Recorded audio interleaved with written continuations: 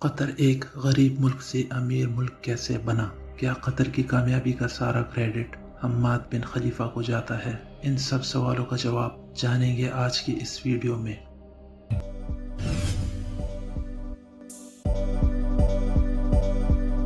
سال 1786 کچھ خانہ بدوش قبیلے آج کے قطر میں رہنے آئے۔ اس وقت یہ سارا ایریا ایک خالی ریگستان تھا۔ یہاں دور دور تک صرف ریت ہی ریت تھا۔ اس وقت قطر پہ بحرین کا کنٹرول تھا اور یہاں رہنے والے لوگ مچھلیاں پکڑ کر اپنا گزارا کرتے تھے۔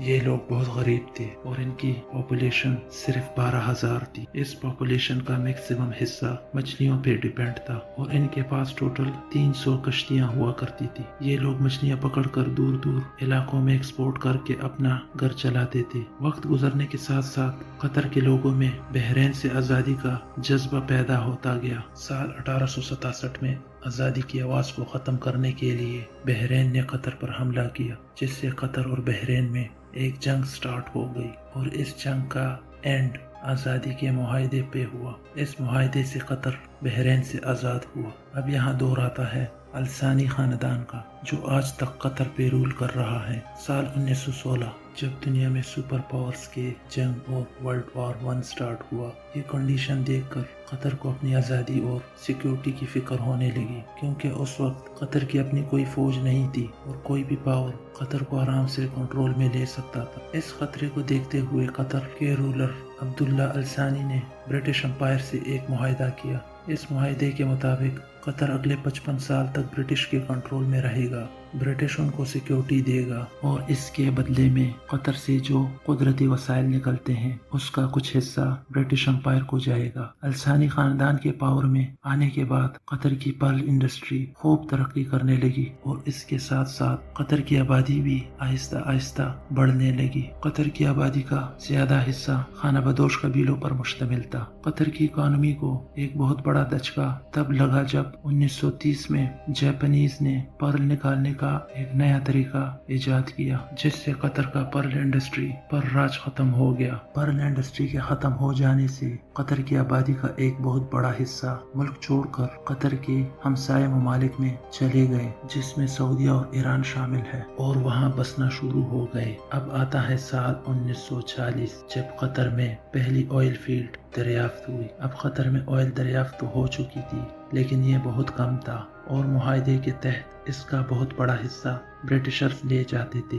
اس کے اگلے 20 سالوں تک قطر میں کوئی اور تیل کا کنواں نہیں کھودا گیا، جس کی بڑی وجہ ورلڈ وار 2 اور قطر کی غریبی تھی، جس کی وجہ سے قطر میں مزید تیل کے کنویں کھودنے کی طاقت نہ رہی۔ اب 20 سال کے لمبے انتظار کے بعد 1960 میں قطر میں دوسرا تیل کا کنواں دریافت ہوا، مگر یہ تیل بھی قطر کی اکانومی کو سٹیبل نہیں کر سکا۔ اب آتا ہے سال 1970۔ اس سال میں قطر میں ایک بہت بڑی ڈسکوری ہوتی ہے، دی نارتھ فیلڈ۔ قطر کی نارتھ فیلڈ میں دنیا کی سب سے بڑی گیس فیلڈ ڈسکور ہوتی ہے، مگر یہ ڈسکوری بھی قطر کی اکانومی کو سنبھال نہ پائی۔ قطر کی یہ ڈسکوری صرف بطور ڈاکومنٹس کی حد تک محدود رہی، کیونکہ گیس کو دور دور کنٹریز جیسے کہ چائنا، جاپان اور یورپ تک ایکسپورٹ کرنے میں لمبی لمبی پائپ لائنز کی ضرورت تھی، اور اس پائپ لائنز پر آنے والا خرچہ بہت زیادہ تھا، جسے قطر جیسے غریب ملک کو افورڈ کرنا امپاسبل تھا۔ یہی وجہ تھی کہ قطر نے اتنے بڑے گیس ڈسکوری کو اگنور کر لیا۔ سال 1971 میں قطر نے برٹشر سے آزادی حاصل کر لی۔ اب قطر ایک آزاد ملک بن گیا، لیکن آزادی کے بعد بھی قطر کی قسمت نہ بدلی۔ اب قطر کی تاریخ کا سب سے بڑا ٹرننگ پوائنٹ آتا ہے سال 1995، جب حماد بن خلیفہ نے اپنے باپ کی حکومت کے خلاف بغاوت کر لیا اور اپنے باپ کی حکومت ختم کر کے قطر کی باغ دوڑ اپنے ہاتھوں میں لے لیا۔ یہ وہی انسان تھا جس کی سوچ نے قطر کو ایک غریب ملک سے امیر ترین ملک بنا لیا، اور وہ بھی بہت کم عرصے میں۔ حماد بن خلیفہ یہ جان چکا تھا کہ قطر کو صرف تیل کی کمائی پر نہیں چلایا جا سکتا۔ قطر کی اصل کامیابی کا راز گیس میں ہے، لیکن اسے سمجھ نہیں آ رہا تھا کہ گیس کو ایکسپورٹ کیسے کرے۔ پائپ لائن سے ایکسپورٹ کرنے کا انویسٹمنٹ نہیں تھا، اور اس کے علاوہ کوئی اور آسان طریقہ بھی موجود نہیں تھا۔ اسی پریشانی کو لے کر حماد بن خلیفہ نے ایک دن دنیا کے بڑے بڑے سائنسدانوں کو قطر میں بلا لیا اور ان سے کہا کہ کیوں نہ گیس کو کسی طریقے سے لیکوڈ فارم میں چینج کیا جائے اور اس کے بعد بحری جہازوں میں دور دور ایکسپورٹ کیا جائے۔ خلیفہ کی یہ سوچ کامیاب رہی۔ گیس کو پہلے -161 ڈگری پر فریز کر کے لیکوڈ میں چینج کیا، اس کے بعد اسی لیکوڈ فارم کو دنیا کے مختلف حصوں میں بڑے بڑے شپس کی مدد سے ایکسپورٹ کیا۔ یوں دیکھتے ہی دیکھتے قطر دنیا میں گیس کا بہت بڑا ایکسپورٹر بن گیا۔ یہاں سے سٹارٹ ہوتا ہے قطر کی ترقی کا سفر۔ گیس سے آنے والے پیسے قطر اپنے ملک کے ڈیولپمنٹ پر لگاتا گیا۔ قطر میں بڑے بڑے بلڈنگز اور ہائی ویز بننے لگی۔ دنیا بھر سے ٹورسٹ قطر آنے لگے۔ قطر دیکھتے ہی دیکھتے دنیا کے امیر ملکوں کے فہرست میں شامل ہو گیا۔ ترقی کے اس پورے سفر کے پیچھے حماد بن خلیفہ کا سوچ تھا، جس نے چند ہی سالوں میں قطر کو ایک غریب ملک سے امیر ملک بنا لیا۔